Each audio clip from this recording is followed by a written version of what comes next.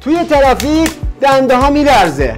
شما دنده رو جا میزنی میلرزه، موقع حرکت یا دنده اصلا جا نمیره. هر چقدر هم کلاج میگیری بی فایده است. زور ماشین اومده پایین. این لنت داغ شده. بیا جلو.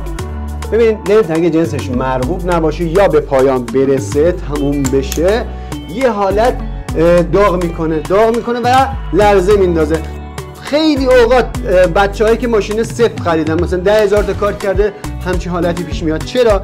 لنتی که روی صفحه کلاجشون کوبیده شده معمولا لنت بی کیفیت هستش، به خاطر همین داغ میشه و تحمل گرما رو پیدا نمیکنه و استحکاک کافی بین دیسک و لنت ایجاد نمیشه و این حالت به وجود میاد.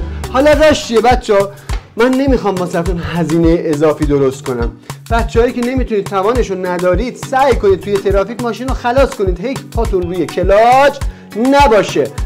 اگه این کارو بکنی شاید اون 20,000 تایی که کار کردی با دیسک و صفحت بتونی مثلا 30,000 تا هم کار کنی. کار میکنه، فقط این ایراد به وجود میاد. ولی لنت اگه تموم شده باشه یه دفعه 70-80 تا دیسک و صفحه سوار شدی بود دوباره تعمیرگاه حتما دیسک و صفحه عوض کن یا لنت خوب بکن. الان این لنت ببینید لنت اسپانیایی هستش، خیلی کمگیر میاد.